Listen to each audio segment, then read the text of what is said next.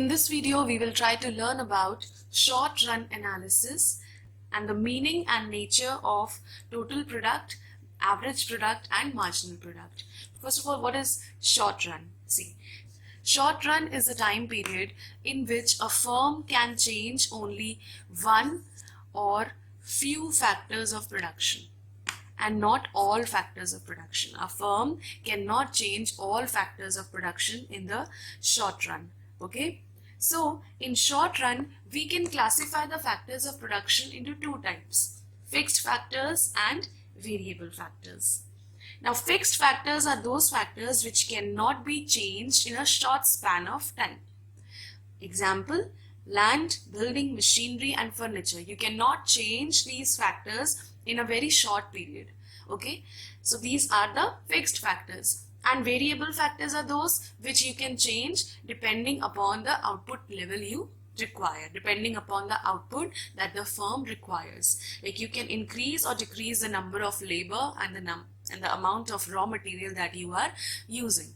So these factors are variable factors. And if a firm wants to increase its output, it can do it only by increasing the variable factors, because fixed factors cannot be increased in the short run. Okay, now to understand the relationship between total product, average product and marginal product, first we need to know the meaning of these three terms. Let us try to understand the meaning of these three terms with the help of this schedule. Here in this example, we have units of land and units of labor, two factors of production, that is land and labor, where land is a fixed factor and labor is a variable factor. So first of all, total product. What is total product? Total product is the total output that is produced using all the fixed and variable factors in a firm. Average product is per unit product of variable factor. Average product is per unit product of variable factor. See, when 1 unit of variable factor is used, average product is 5. When 2 units of variable factor are used, the average product increases from 5 to 7.5. That means the production of each unit is 7.5. Okay, so here how do we calculate average product? Average product is nothing but total product divided by number of units. Okay, so total product divided by number of units of variable factor will give us average product. This average product is nothing but the production of each unit of this variable factor. So both the units here are producing 7.5, 7.5 and the total product is 15. Okay, now marginal product. What is marginal product? Marginal product is nothing but the change that happens in total product with an additional unit of variable factor. When our unit of variable factor was 1, total product was 5. When the units of variable factor increased from 1 to 2, there is one addition. What has happened? The output has increased. Total product has increased from 5 to 15. So what is the change in total product? Change in total product is 15 minus 5, which is 10.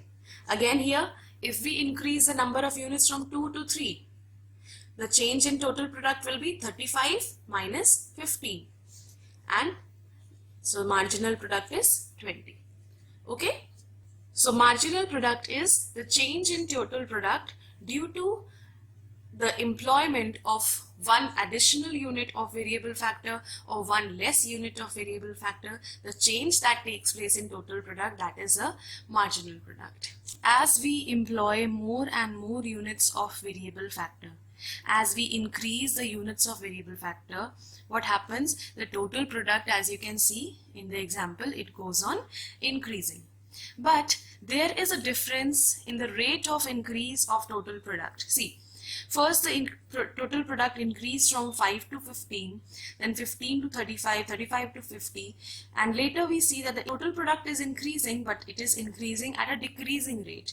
Here only 7 units are increasing from 50 to 57. Here again after 57, when we are employing one more unit, we see that only 2 units of output have increased. So this is what is shown in the graph here. You see, first in the beginning, the total product increases at an increasing rate. The graph is moving up vertically, but later the curvature of the graph changes and it starts moving towards the horizontal side, which shows that the total product is increasing, but it is increasing at a decreasing rate. Okay, and later after a point it also starts decreasing. Okay, then we see the marginal product. First, in the beginning, the marginal product increases. After a point, when more units of variable factor are introduced, are employed, the marginal product starts declining. Though there is an increase in total product still, but the marginal product is decreasing. And after a point, we see that the marginal product starts becoming negative. When we have employed 7 units of variable factor, our marginal product has become negative.